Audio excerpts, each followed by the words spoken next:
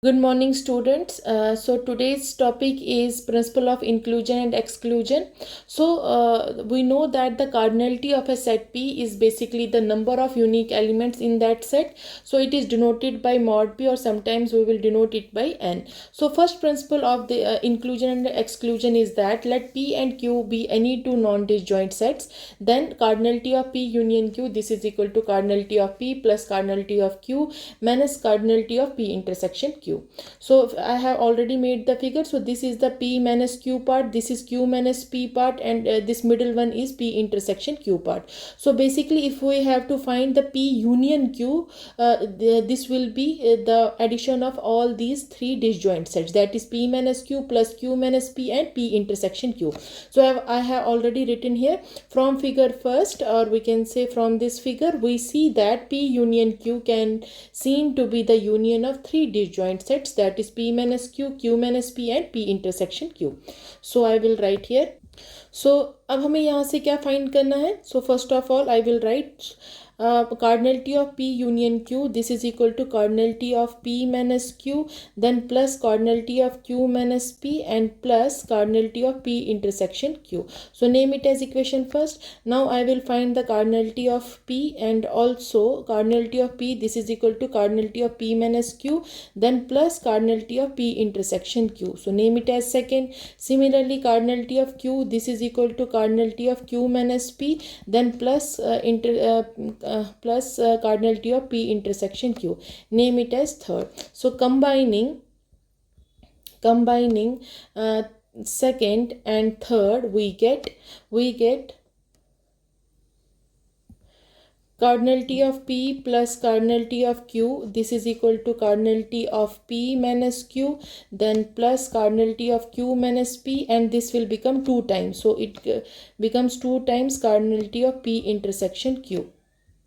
So therefore we have cardinality of P plus cardinality of Q, this is equal to cardinality of P minus Q, then plus cardinality of Q minus P, then plus 2 times cardinality of P intersection Q. So from equation first, or we can say use equation and first here we get क्या आएगा हमारे पास? सो यहाँ पे ये जो term है means ये एक टर्म और इसकी एक टर्म, वो हमारे पास किसके इक्वल आ जाएगी? That will be equal to P union Q की, means cardinality of P union Q. So directly मैं यहाँ पे वो अप्लाई कर लेती हूँ. सो यहाँ पे लिखेंगे cardinality of P then plus cardinality of Q, this is equal to cardinality of P union Q, और इसकी एक टर्म बच जाएगी, that is cardinality of P intersection Q. So from here we can see that cardinality of P union Q, this is equal to cardinality of P plus cardinality of Q, and ये term इधर ले जाएंगे तो minus times cardinality of P intersection Q. Hence proved.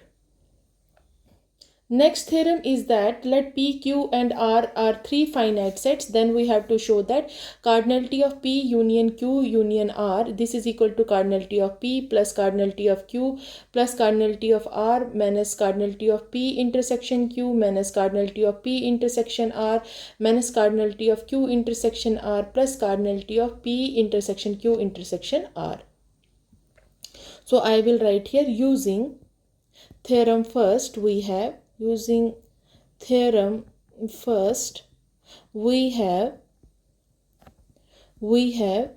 so P union Q union R, this is equal to, so basically मैंने क्या कर दिया, इस पार्ट को एक रख लिया और इस पार्ट को पूरे को Q मान लिया. सो अब हमें जो फर्स्ट थ्योरम थी वो क्या बता रही थी कि P यूनियन जो Q होगा, this is equal to cardinality of P plus cardinality of Q, then it will be minus cardinality of P intersection Q. So यही फॉर्मूला मैं यहाँ पे अप्लाई करूँगी तो ये बन जाएगा cardinality of P, then second term will be cardinality of Q की जगह पे ये पूरी टर्म आ जाएगी, then minus cardinality of P intersection Q union R. So ये हमारे पास टर्म आ गई. अगेन मैं ये जो सेकंड पार्ट है इस पर फिर से ये थ्योरम 1 अप्लाई करूँगी. सो ये मेरे पास आ जाएगा कार्डिनलिटी ऑफ P, फिर आ जाएगा cardinality of Q, then plus cardinality of R, then minus times cardinality of Q intersection R, or last term will be P intersection Q union R. So name it as equation number first. So अब हम ये जो इसका last part है, ये वाला part, इसकी value मैं निकालूंगी। सो यहाँ पे मैं लिख देती हूँ P intersection Q union R, this is equal to, यहाँ पे डिस्ट्रीब्यूटिव लॉ लग जाएगा तो ये बन जाएगा P intersection Q and union आ जाएगा P intersection R। So P intersection R, so using distributive law, using distributive law. So ये भी हमारे पास आ गया। तो डायरेक्टली लिख सकते हैं हम cardinality of P intersection Q union R। Now this is equal to cardinality of P intersection Q, same वही चीज़ अप्लाई करें यहाँ पे भी, theorem 1, and cardinality of P intersection R then minus cardinality of P intersection Q, then it is intersection P intersection R। So ये हमारे पास part आ गया। सो यहाँ से हम डायरेक्टली लिख सकते हैं P intersection Q cardinality of P intersection R, and अगर P इंटरसेक्शन Q भी है और P इंटरसेक्शन R भी है तो डायरेक्टली लिख सकते हैं P intersection Q intersection R। So name it as second.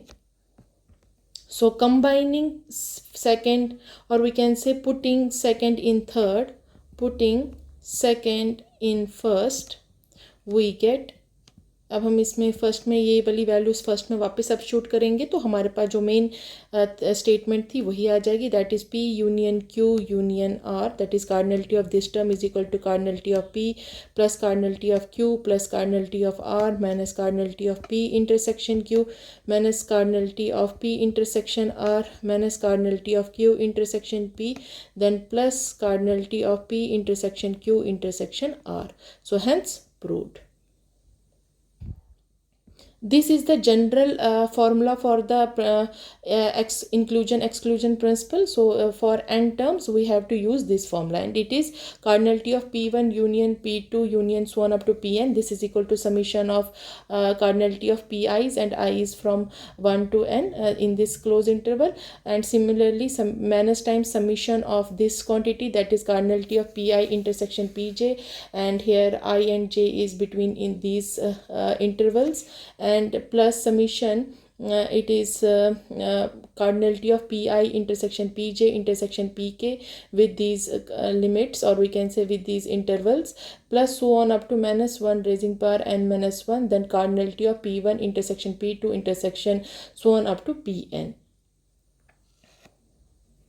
So note, if P and Q are disjoint sets, then P union Q, this is equal to P cardinality of P plus cardinality of Q. So means अगर आपको general formula use करना होगा तो उसके लिए आपको ये formula apply करना है अगर हमारे पास n टाइम टर्म्स होंगी।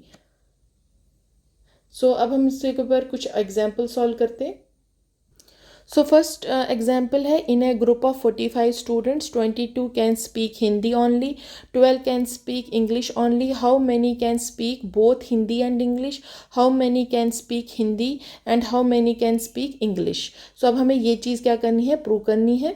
So इसको भी हम क्या करेंगे, इंक्लूजन एक्सक्लूजन प्रिंसिपल से ही सॉल्व करेंगे। तो मैं यहाँ पे लिख देती हूँ। So I will write let A is equal to the, वो सारे जो ग्रुप ऑफ स्टूडेंट्स होंगे जो क्या स्पीक करेंगे, एक्स स्पीक्स हिंदी ओनली, जो क्या करेंगे, हिंदी ही खाली बोल सकते हैं। इसी तरीके से बी से मैं डिनोट करूँगी वो ग्रुप ऑफ स्टूडेंट्स जो क्या करेंगे, स्पीक इंग्लिश करेंगे। ओके, सो ए माइनस बी से मैं रिप्रेजेंट कर रही हूँ जो हिंदी भी सिर्फ खाली हिंदी ही बोलेंगे। So X such that X speak Hindi only, and B minus A से मैं वो रिप्रेजेंट कर रही हूँ वो सारे जो ग्रुप ऑफ स्टूडेंट्स जो सिर्फ इंग्लिश ही स्पीक करेंगे, only English. So speak English only. So अब हम ये क्या करेंगे, इंक्लूजन एक्सक्लूजन प्रिंसिपल ही निकालेंगे। अब सबसे पहले हमें गिवन क्या है, पहले हम वो लिखेंगे यहाँ पे। सो हमारे पास गिवन क्या क्या है, सो डायरेक्टली आई विल राइट, हमारे पास गिवन है कि दैट 45 स्टूडेंट्स हमारे पास ग्रुप में हैं और 22 जो है वो स्पीक करेंगे हिंदी ओनली। ओके, सो यहाँ पे मैं सबसे पहले लिखूँगी, अब देखो मैंने यहाँ पे लिखा हुआ था कि जो लोग सिर्फ हिंदी ही पढ़ेंगे, मीन्स हिंदी ही बोलेंगे, उसको मैंने रिप्रेजेंट किया A-B से। सो मैं यहाँ पे लिखूँगी, यहाँ पे आएगा जो कार्डिनलिटी मीन्स नंबर ऑफ कितने स्टूडेंट्स है, so number of students which can speak, क्या आएगा आपका पास, जो खाली क्या स्पीक करेंगे हिंदी ओनली, तो ये आ जाएगा n of that is cardinality of A-B, this is equal to 22 given है। इसी तरीके से वो लोग जो सिर्फ इंग्लिश स्पीक करेंगे तो B-A से वो कितने हैं, वो 12 है। सो और टोटल कितने स्टूडेंट्स है, मीन्स इन दोनों का यूनियन कितना है, 45 दिया हुआ है। सो ये भी हमारे पास गिवन है। सो अब हमारे पास जो इंक्लूजन एक्सक्लूजन प्रिंसिपल है वो क्या कहता है कि n ऑफ A यूनियन जो B है, this is equal to n of A, इसको हम इस तरीके से लिख सकते हैं, n of A-B then plus n of B-A और लास्ट में आ जाएगा plus n of A intersection B। So ये टर्म आ गई हमारे पास, तो यही चीज़ अब मैं डायरेक्टली इसमें वैल्यूज़ पुट करूँगी। सो टोटल बंदे जो थे वो 45 थे और यहाँ से ये वाली टर्म से हमारे पास 22 थे, ये जो खाली इंग्लिश बोल सकते हैं वो 12 थे और जो इनके इंटरसेक्शन में है वो हमें फाइंड करना है, तो इसलिए मैं लिखूँगी A इंटरसेक्शन B। सो इनको सॉल्व करेंगे तो यहाँ से मेरे पास क्या वैल्यू आ जाएगी, आई विल गेट जो n in that is cardinality of A intersection B जो आएगा, यहाँ से सॉल्व करके ये बनेगा 11। सो दिस मीन्स अगर मैं एक इसको रिप्रेजेंट करूँ किससे, वेन डायग्राम से, तो देखिए कैसे वैल्यूज़ बनेगी, मैं आपको बाद में दिखा देती हूँ, पहले इसकी वैल्यूज़ निकाल लेती हूँ सारी। सो मीन्स ये वो वाले स्टूडेंट्स होंगे जो क्या करेंगे, हिंदी भी बोलेंगे और इंग्लिश भी बोलेंगे, तो I will write here. So 11 students क्या करेंगे, जो बोथ हिंदी और इंग्लिश लैंग्वेज स्पीक करेंगे, both Hindi and speaks both Hindi and English, speaks both Hindi and English. So ये हमारे पास आ गया। अब हम क्या देखेंगे, अब हमें क्या फाइंड करना है, एक तो हमारे पास वैल्यू निकल गई कि बोथ हिंदी एंड इंग्लिश जो निकाल, अब हमें देखना है कि जो खाली हिंदी बोलेंगे और लास्ट में हमें फाइंड करना है जो खाली इंग्लिश बोलेंगे। सो यहाँ पे इसकी वैल्यू निकालेंगे तो मैं लिखूँगी n of A that is cardinality of A, वो किसके इक्वल आ जाएगा, that will be equal to, ये आपके पास आएगा cardinality of A-B then plus cardinality of A intersection B। ये फॉर्मूला है, ये ऑलरेडी मैंने आपको बता दिया है थ्योरम्स में। सो यहाँ से आ जाएगा A-B का वैल्यू कितनी है, 22 और यहाँ से जो अभी इंटरसेक्शन की वैल्यू निकली दैट इज़ 11, तो ये आ गया हमारे पास 33। सो 33 स्टूडेंट्स वो होंगे जो सिर्फ क्या करेंगे, हिंदी बोलेंगे, स्पीक्स हिंदी ऑन, ये आ गया। अब हमने क्या निकालना है, वो स्टूडेंट जो खाली क्या करेंगे, इंग्लिश स्पीक करेंगे। सो मैं उसको रिप्रेजेंट किया है, दैट इज़ B की वैल्यू निकालनी है, तो कार्डिनलिटी ऑफ B किसके इक्वल होगा, cardinality of B-A then plus cardinality of A intersection B। So यहाँ से वैल्यू आ जाएगी, cardinality of B-A is 12 then plus intersection हो गया 11, सो ये बन गया हमारे पास 23। सो ये वो हैं स्टूडेंट्स जो खाली क्या स्पीक करेंगे, इंग्लिश ओनली। सो ये आ गया हमारे पास इंग्लिश। सो ये हमने क्या कर दिया, क्वेश्चन को सॉल्व कर दिया। अब इसका वेन डायग्राम देखिए कैसे बनता है। सो ये मैंने इसका वेन डायग्राम बनाया है। सो अब सबसे पहले मैं यहाँ पे ये सेट जो है वो हिंदी को रिप्रेजेंट कर रहा है और जो ये वाला सेट है ये इंग्लिश को रिप्रेजेंट कर रहा है, क्योंकि मेन तो हमारे पास दो ही लैंग्वेजेस है। सो अब देखिए यहाँ पे जो इंटरसेक्शन वाला पार्ट है उसमें कितने एलिमेंट्स आ जाएंगे, 11 आ जाएंगे। सो ये जो पार्ट है इसमें कितना आ जाएगा, 11 आ जाएगा। सो क्योंकि हमने भी यहाँ पे प्रूव किया था कि जो n cardinality of A intersection B है वो कितना है, 11 है। इसी तरीके से जो हमारे पास जो यहाँ पे जो सिर्फ हिंदी लैंग्वेज बोलेंगे वो कितने कैंडिडेट्स थे, वो दैट वाज 22। इसी तरीके से जो खाली इंग्लिश लैंग्वेज बोलेंगे वो कितने कैंडिडेट्स थे, 12 थे। ये हमारे पास क्या आ गया, इसका वेन डायग्राम। बहुत सिंपल है इस टाइप के क्वेश्चंस को सॉल्व करना। नेक्स्ट एग्जाम्पल है हमारे पास, suppose that 100 of 122 mathematics students at a college take at least one of the languages, that is French, German and Russian. Also suppose 65 study French, 20 study French and German, 45 study French and Russian, 42 study Russian, 15 study German and Russian. So हमें show क्या करना है, find the number of students who study all the 3 languages. दूसरा हमें ये find करना है the number of students who study exactly 1 language, exactly 2 languages and draw the Venn diagram. बहुत इंपॉर्टेंट क्वेश्चन है, कई बार पेपर में आया है. सो देखें इसको कैसे सॉल्व करना है.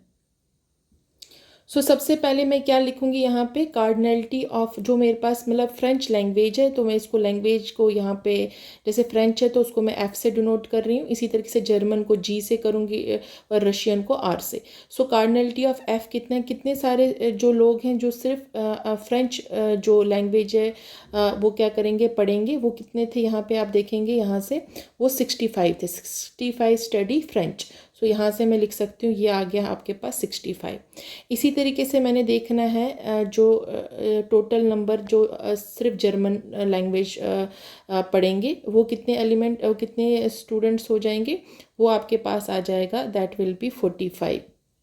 सो इसी तरीके से आपके पास जो कार्डिनलिटी ऑफ रशियन लैंग्वेजेस के आएंगे, दैट विल बी 42. सो ये यहाँ से आ गया, ये 42 आ गया, जो 42 स्टडी करेगा रशियन. और इसी तरीके से मैंने पहले बताया 65 स्टडी करेंगे फ्रेंच. और लास्ट में था हमारे पास जो ये टर्म थी, दैट इज़ यहाँ पे बेसिकली एक मिस्टेक है, ये जो 45 है स्टडी खाली जर्मन है, यहाँ पे बेसिकली ये मिस्टेक हो गई है मुझसे. So this is 45 study German and 25 जो हैं वो स्टडी करेंगे, मैं अब इधर लिख देती हूँ, study French and Russian, French and Russian. सो इसी तरीके से यहाँ से अब हमारे पास क्लियर हो गया. तो जर्मन के लिए 45 आ गए, ये आ गया हमारे पास. सो दूसरा हमें क्या गिवन है कि जो 20 है वो क्या स्टडी करेंगे, फ्रेंच और जर्मन को. तो मैं यहाँ पे लिख देती हूँ कि दैट कार्डिनलिटी ऑफ एफ, एक फ्रेंच हो गया, साथ में इंटरसेक्शन जर्मन आ गया, वो कितने आएंगे, 20 स्टूडेंट्स.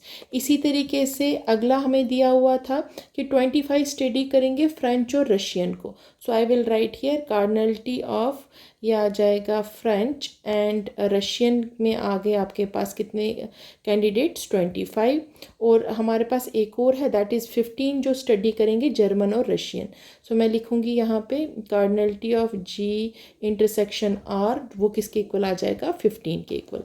सो ये हमारे पास आगे जो हमारे पास गिवन थे. और ऑल्सो हमें क्या दिया हुआ, 100 आउट ऑफ 120 मैथमेटिक्स स्टूडेंट्स. सो हम यहाँ पे लिखेंगे सिंस 100 स्टूडेंट्स, ये क्या स्टडी करेंगे, students study at least one of the languages.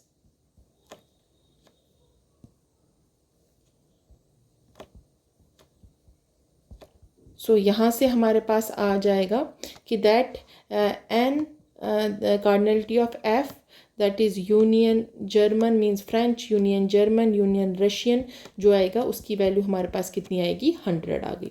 अब हम इसमें क्या करेंगे, सिंपली अब हम यहाँ पे इंक्लूजन एक्सक्लूजन प्रिंसिपल अप्लाई करेंगे इस पार्ट पे, और यहाँ से इसकी वैल्यूज़ निकालना स्टार्ट करेंगे.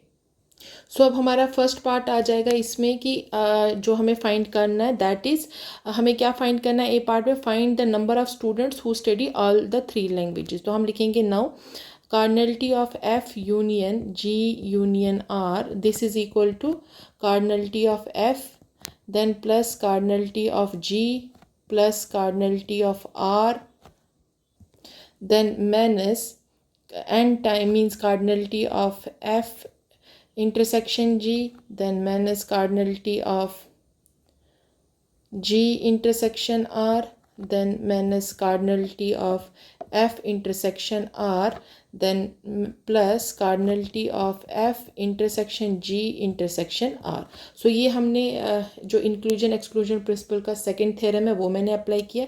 आप सिर्फ हम इसमें वैल्यूज़ पुट करेंगे. इसकी वैल्यू हमारे पास 100 थी. इसी तरीके से कार्डिनलिटी ऑफ F जो था दैट वाज 65, नेक्स्ट टर्म थी 45, then it was 42 minus 20 -15, -15, -25, then ये पार्ट अभी हमारे को फाइंड करना है, that is N cardinality of F intersection G intersection R. So यहाँ से इसको जब हम सॉल्व करेंगे ये हमारे पास आएगा cardinality of F intersection G intersection R, this is equal to, इसकी वैल्यू जो हमारे पास आएगी दैट विल बी 8। तो ये मिल गया। सो हम लिखेंगे यहाँ पे कि दैट 8 स्टूडेंट्स होंगे, 8 स्टूडेंट्स होंगे जो सारी लैंग्वेजेस पढ़ेंगे। सो 8 students study all three languages, study all three languages। So first part हमारा प्रूव हो गया। अब हमें क्या करना है, सेकेंड पार्ट प्रूव करना है। सो बी में हमें इसके काफ़ी पार्ट्स है। पहला पार्ट हमें ये शो करना है कि हमें ये फाइंड करना है। सो नंबर ऑफ़ स्टूडेंट्स जो क्या करेंगे, एग्जैक्टली 1 लैंग्वेजेस कर पढ़ेंगे, इसी तरीके से 2 लैंग्वेजेस के लिए करेंगे। सो वही पार्ट्स हम प्रूव करेंगे। तो अब देखें बी पार्ट के लिए हम सबसे पहले क्या करेंगे, हम यहाँ पे लिखेंगे number of students who study French and German, जो स्टडी क्या करेंगे, फ्रेंच एंड जर्मन को स्टडी करेंगे मगर रशियन को नहीं। So but not Russian. So पहले उसकी वैल्यू निकालेंगे। सो वो किसके इक्वल हो जाएगी, दिस इज इक्वल टू इसका इंटरसेक्शन किसका, that is cardinality of F, ये आ जाएगा union G, then minus cardinality of F intersection G intersection R. So वो कितना आएगा, इसकी वैल्यू हमारे पास जो थी दैट वाज 20, और यहाँ से इसकी वैल्यू हमारे पास अभी हमने निकाली थी 8, तो ये यहाँ से हमारे पास आंसर आ गया 12। सो बेसिकली यहाँ पे इंटरसेक्शन था। So this is intersection part, ये हमने इंटरसेक्शन पार्ट था।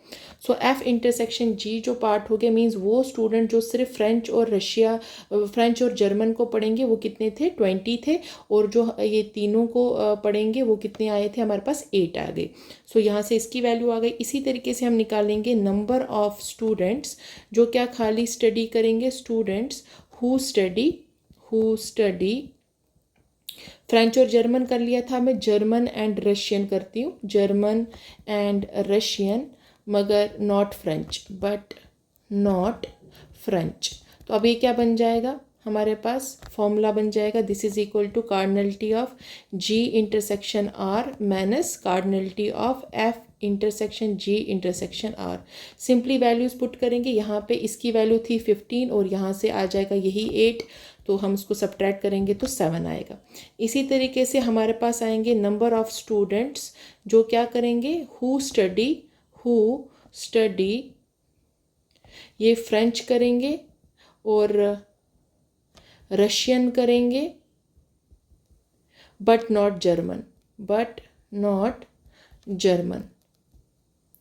सो उसमें हमारे पास क्या फॉर्मूला आ जाएगा, N that is cardinality of F intersection R minus cardinality of F intersection G intersection are.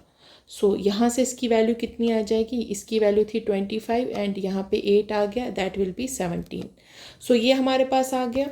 अब हम देखेंगे खाली जो जर्मन पढ़ रहे थे, खाली वो लोग जो सिर्फ फ्रेंच सीख रहे थे और या पढ़ रहे थे, और जो रशियन खाली पढ़ रहे थे।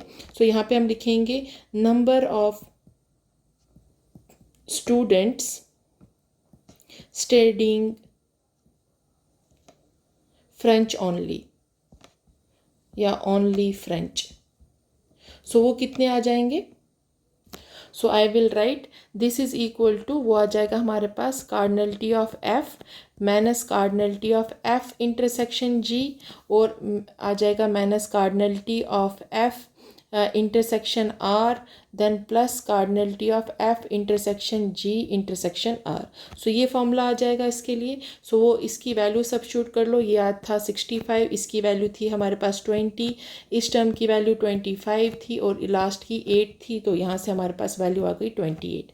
इसी तरीके से हम देखेंगे जो खाली जर्मन लैंग्वेज जो है स्टडी करेंगे। So I will write number of students who study, yeah we can stay studying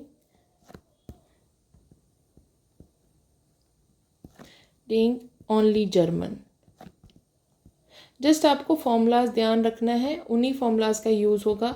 ये हो जाएगा कार्डिनलिटी ऑफ जी, अब यहाँ पे हो जाएगा cardinality of G intersection R minus cardinality of F intersection, ये बन जाएगा F intersection G, then plus cardinality of F intersection G intersection are.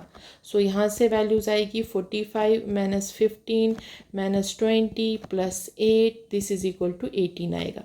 अब जर्मन लैंग्वेज का भी हो गया, अब रशियन बच गया। सो हम लिखेंगे number of students studying only Russian.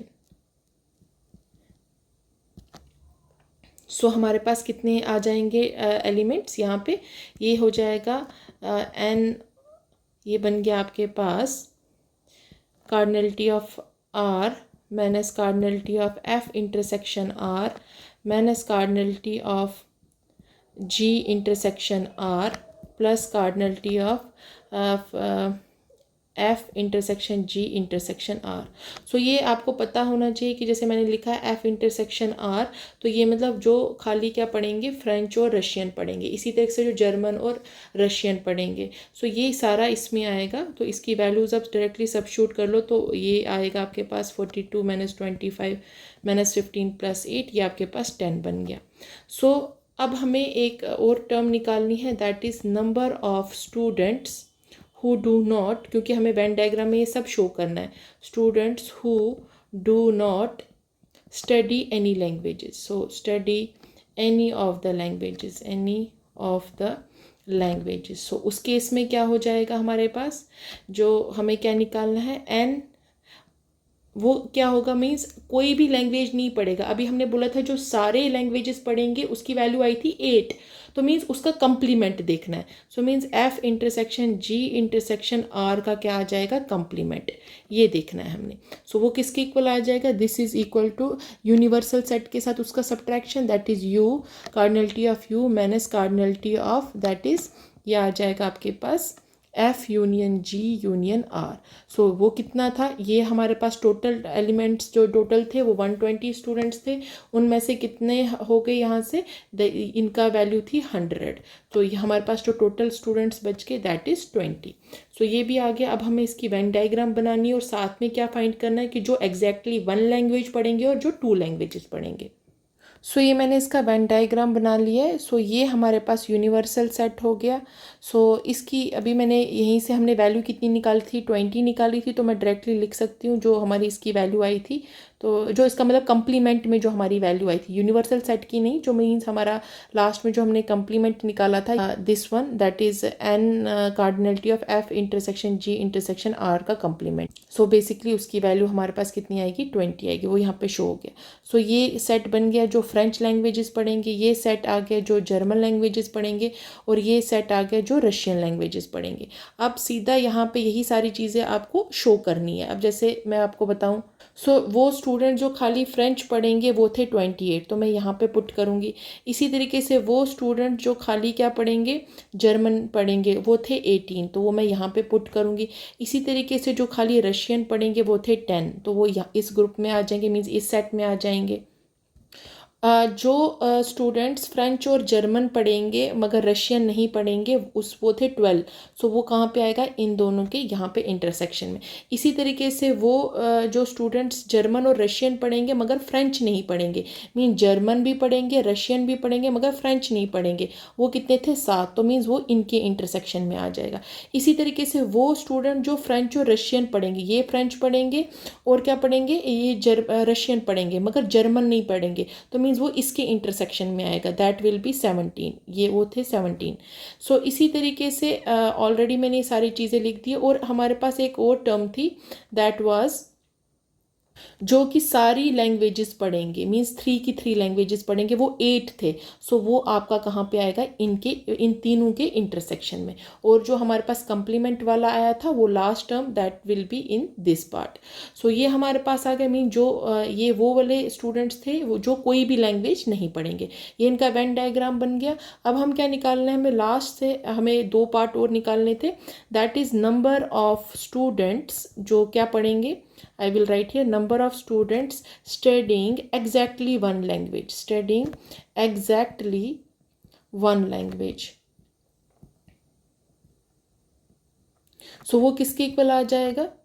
सो वो इनका सम आ जाएगा, दैट विल बी 28 + 18, जो ये जर्मन लैंग्वेज थे, फ्रेंच लैंग्वेज के 28, जर्मन के 18 हो गए और रशियन के 10, सो वो किसके इक्वल आ जाएंगे? 56 आएंगे।